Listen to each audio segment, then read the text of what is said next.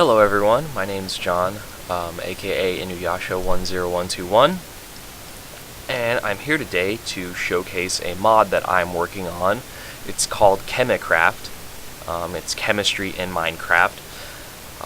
It uses real-world chemistry, so all of the chemistry, you can actually learn a few things from chemistry using this mod, such as basic reaction mechanisms. I might introduce solubility, but that's if I really decide to go far with it. But these are the two blocks that I've added so far, and there's a few recipes involved. This is platinum ore. This will eventually, I haven't implemented it yet, but there's going to be an ore generation script for platinum ore, and it's going to generate in the ground. Its generation rate is going to be very, very rare. Platinum ore is technically more rare than diamonds, so I'm going to make it more rare than diamonds. But when you get some, it's going to be really worth it, and I have a few ideas in mind for it. But do I have some right here? Yeah, you can smelt platinum ore into platinum ingots, which that's a ton of platinum in real life. But eventually you're going to be able to make the platinum, or use the platinum ingots to make stuff like electrodes for a few of the machines that I have in mind. The next machine I'm going to be building, the next complex machine I'm going to be building, is a HCl burner, which is going to let you, it's going to allow you to put salt water into it, into the machine, and you will get out hydrochloric acid and sodium hydroxide, which is sodium hydroxide is a strong base for those of you who don't know, and hydrochloric acid, of course, is a very strong acid, and these will be used in further reactions. Again, all the chemistry in this is sound, so let's begin with a basic chemistry experiment. Well, not really basic. The first thing that we need, though, I have some glass panes here, is some Erlenmeyer flasks, the staple of any chemistry lab. Come over here, right-click, and get some flasks filled with H2O. You'll be able to see on all the flasks, in parentheses off to the side, what the flask contains. Now, at this point, just for simplicity's sake, some of these chemicals don't make sense. Like, if I put a flask with dirt above it, I get sulfur. That doesn't really make sense in real life. But it's just for simplicity's sake. There's dirt everywhere. It's easy to get sticks. I actually have a recipe in this bench that if you put a stick in there, it'll give you 64 sticks. And it's getting dark. Oh, for the platinum ore, because I am going to be doing a version release of what I've done so far. Keep in mind this is an alpha version. I gave it the version number of 0.1.0 because there's literally like nothing right now, and it's very basic. But if you right click a platinum ore, it changes the time of day to the beginning. It changes the world time value to 100, which is basically the beginning of the day. So yeah, if you want to work in the daytime, just right click platinum ore. That'll be taken out though. That's just like for developer use. I don't like working at night. It's really hard to see anything, and I don't feel like covering this entire place with torches. But as I was saying, another developer recipe is if you put a flask in there with a stick, you will get 64 flasks of sulfur. Our next recipe is if you put a water flask with a stick above it, you'll get potassium nitrate. Again, are you kidding? I don't like rain. It kills my FPS, even though I have a gaming rig. It's still really frustrating. But anyway, same recipe as before, or same developer recipe. If you put a stick in with a potassium nitrate, it gives you a bunch of potassium nitrate. And if you do the same thing with water, it'll give you a bunch of flasks of water. I don't need any more though. But here's our first chemistry lesson for the day. What does charcoal, sulfur, and potassium nitrate make? You have 5 seconds to think it out before it ends. It makes gunpowder. This is a real-life chemical reaction. That is how you make gunpowder. Well, that's how you make rudimentary, crude gunpowder. In real life, you mix charcoal potassium nitrate, which is basically stump killer, and sulfur, which you know what sulfur is, hopefully, together to make gunpowder. Eventually, this is a 3x3 grid. There'll be another 3x3 grid over here, which this will be your input, this will be your output. You'll be able to put the gunpowder back in and get out potassium nitrate, sulfur, and charcoal again. So you'll be able to go back and forth between these. You'll also be able to do chemical reactions through this interface, and I'm going to change the arrow. I might make it something like kind of cheesy, like maybe an atom or a boiling flask or something. I don't know. I'll come up with something. Now you're probably thinking, well, that's all cool. I can make gunpowder now, but what's the use of having just raw chemicals around? Now, eventually I'm going to have a chest just full of raw chemicals. Well, I have I have ideas, I guess, for these raw chemicals too. And oh, sweet, I have a sapling. That works beautifully. So, what is sulfur good for? Sulfur burns. So, if we put sulfur on top of a stick, we get a torch, which is actually how you can make a kind of rudimentary torch. Right now, it only yields one torch. In retrospect, I think I'm going to change that where it yields maybe two. Now then, for this next part, we need to go outside. So, what is potassium nitrate good for? Well, potassium nitrate is, and the reason I say that it's used in stump killer is because it provides a lot of oxygen, but it also can be used, and am I holding, no, I'm not holding the right one. Yeah, that's the other reason. I'm going to make it where flasks don't stack, because you can't really tell what this is unless you hover over it now because the numbers are in the way. Plus, it doesn't really make sense that you're holding 62 Erlenmeyer flasks in your backpack when you can hold stacks, just stacks of them. Which, I mean, I'm going for realism in this game. But potassium nitrate also works as a fertilizer. So, we can fertilize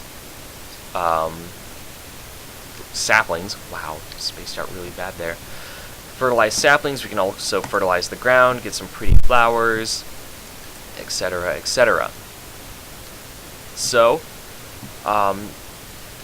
for the future of this mod, like I said, this is in the alpha stages. I just finished, getting everything working properly. That block, the chemical workbench, took forever to do, and the code is probably really inefficient, so I might release the source code to the community. So, you guys can, if you want, you can make my code more efficient. You can tell me how much of an idiot I am. And the texture is really, really lame. I mean, that's supposed to be like tongs, like test tube tongs. It's supposed to be like rubber tubing. I guess I intended for that to look like a watch glass. We got some chemicals off to the side. Eventually, I'll have a better texture for this, and eventually, this will be a custom 3D model that'll have stuff like flasks on it. You'll be able to put it on top of another thing. If you're familiar with equivalent exchange, it'll kind of be like the transmutation tablet. You can like put it on top of something and it'll look really nice. I do intend on having mod integration with other mods, such as BuildCraft, IndustrialCraft, I can't think of any others. Red Power has a few elements in there that I could use, like tungsten. I know tungsten ore is in there. Emeralds, rubies, sapphires, all of those have chemical compositions which you'll be able to degrade into base elements, which then you'll be able to recombine into other things using various chemical processes, of course.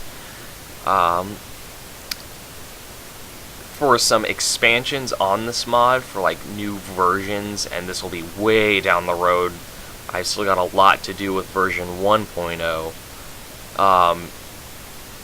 But you'll be able to, for instance, in IndustrialCraft you have uranium ore. In uranium ore, you're going to be able to use that inside of a fusion or fission reactor. There'll be two reactor types to basically combine together elements. So you'll be able to combine together an iron atom and a gold atom to produce something. Actually, that's kind of a bad example. That might produce something that isn't producible. But you catch the drift. You'll be able to create nuclear chemistry, combine atoms together. This, of course, will yield a unstable radioactive isotope, and then that isotope inside of the flask will go down the radiation decay chain. And something I intend on doing is, if I feel like going really far with it, once I get to that point, it will actually emit the proper radiation particles. So it'll actually calculate, is this going to emit an alpha particle? Is this going to emit a beta minus particle? Or a beta? Is it gonna degrade via gamma emission, beta plus emission? Or I guess that's collapse. But you catch the drift. And you'll have to think about that accordingly. You can stop alpha radiation with a piece of paper, and your skin stops alpha radiation too. So alpha won't do anything.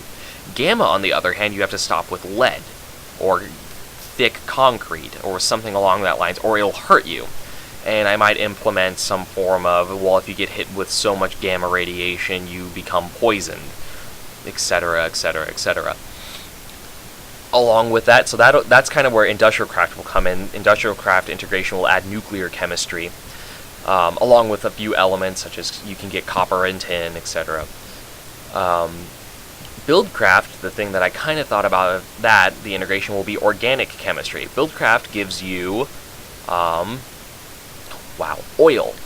Oil is just a composition of hydrocarbons, which are basically long chains of carbon, hydrogen, and oxygen. You'll be able to use these through various machines to make basic organic compounds. You'll be able to separate them out. You'll be able to separate the really dense hydrocarbons, the really long chain hydrocarbons, from the short chain ones. You can then use some of them into fuel. Octane, you can pull out octane, heptane, hexane, etc., etc., etc. There are also going to be other things. You're going to be able, I don't remember the exact chemical process name, but you can, basically using temperature and pressure, you can convert long chain hydrocarbons into circular hydrocarbons, like benzene, hexene, or is it hexene? Cyclohexane, that's what it's called. Cyclic compounds. From those, I know this might be going over the head of a few of you guys out there, but from those, the practical thing is you'll be able to use organic chemistry to combine compounds together and make useful substances. For example, if you combine benzene, some nitrogens, a bunch of carbons and hydrogens and oxygens together, you can make proparacaine, which is an anesthetic, which could heal you minorly or give you maybe some false hearts, like painkillers. You can make antitoxins. One of the basic machines that is going to be added is this furnace. You see here it's got a bunch of holes in it. I'm going to make it where you can take this furnace and make an anaerobic furnace, which is basically a furnace that doesn't allow oxygen into it. And when you burn things in an anaerobic environment, or when you react things in an anaerobic environment, you get a lot of really interesting results. Like if you burn charcoal in an anaerobic environment, you get activated charcoal. Activated charcoal can be used to cure poisoning. Well, that's one of the methods of reactivating charcoal. So if you're poisoned, you can have some activated charcoal on you, eat it, and then you'll be fine at the end of it. But yeah, let me know what you guys think. If you guys have ideas, I'd be more than happy to hear them. I do have all of the logical implementations of vanilla Minecraft. All of the chemistry equivalencies I've kind of thought of in my head. Like sand will give you silicon dioxide. Lapis lazuli gives you a really crazy compound that's it's got 9 or 10 elements in it. It's insane. But it does have a chemical composition, so it's going to be in the game, and you're going to be able to degrade it. But yeah, let me know what you guys think. If you have ideas, if you think it's a great idea, if you think it's a really bad idea, if you'd like to help, I'm open to that too. I am currently doing this by myself. Especially with textures, I'm artistically challenged, as you can tell. So yeah, let me know what you think. And this is Again, John, aka Inuyasha10121. I hope you enjoyed. If you feel like downloading, I'll have a download link in the relative forum thread and or YouTube video section, so you guys can download this version. Again, keep in mind, this is a very big alpha. Not a lot of stuff is working. There's probably a lot of bugs. If you find bugs, please, please, please let me know so I can work to fix them. And yeah, alright, I'll see you guys later.